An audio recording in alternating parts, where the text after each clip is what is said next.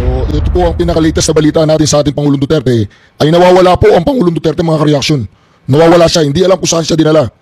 Hi, Sec. Ano pong nangyari ka? Zen Hernandez po, ABS-CBN. Can you tell us what happened na po? Alam mo, well, before we deplaned, we had a meeting with the ICC. I requested that the former president be brought directly to a hospital because of his bad medical conditions. It was almost a 24-hour flight. He just came from Hong Kong, not allowed to visit his home, not even allowed to see a doctor in a hospital before he could be transported here.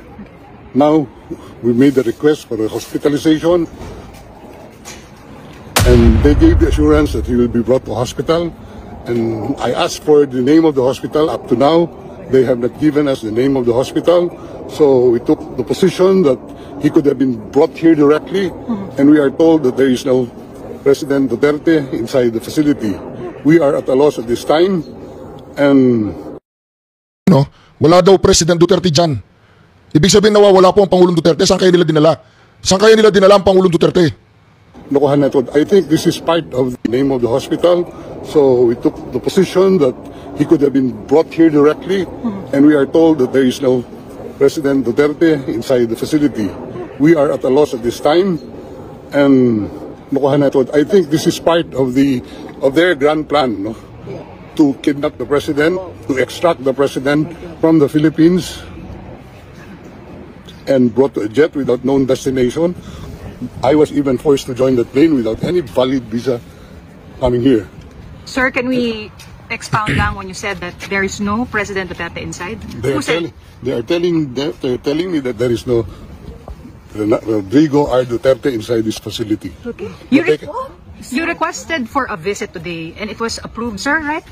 We have requested the ICC for a visit because they do not disclose what hospital he was brought to, and we assume that he was brought here last night after the training. That's all I can say as of the moment. Is it possible he is in a hospital somewhere? I hope he is in a hospital somewhere, but not in this facility. He is allowed, according to ICC regulations, any detainee is allowed to communicate. Has he communicated to any of you?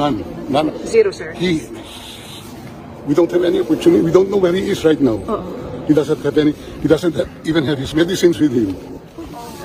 Pero dito na sa ambulance sumakay? Sinakay siya sa ambulance, binigay lang namin yung mga records sa kanya, and sabi he will be well taken care of. Right. And we will be informed immediately of the name of the hospital.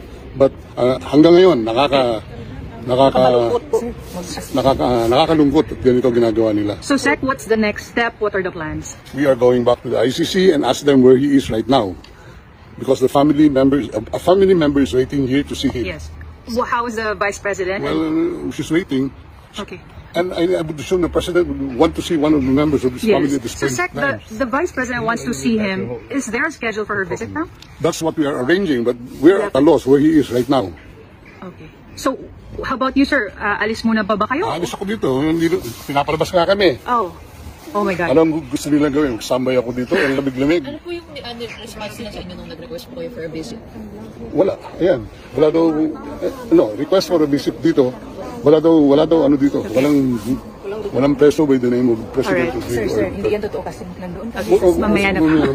Pero sir, the embassy said that you're allowed a visit. Ano kayang pinagmumulan nun? Hindi. Ano yan? Right ng accused yan. To be by counsel. May schedule sila Thursday, so parang definite. I don't know with them. Or But it's- ako, as far as my understanding of the law is, he has the right to counsel at any time. And you're acting as the official. One of the counsel, and they don't even recognize my appearance here. Okay. Nasaan po si VP Sara?